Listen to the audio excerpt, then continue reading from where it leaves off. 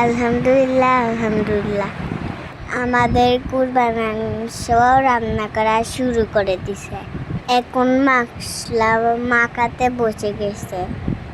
আমার আম্মু প্রথমে পেঁয়াজ কুচি দিয়ে দিছে, তারপর পেঁয়াজ বাটা, রসুন বাটা, আদা বাটা, বাদাম বাটা, মরিচের গুঁড়া, হলুদের গুঁড়া, ধনিয়ার গুঁড়া।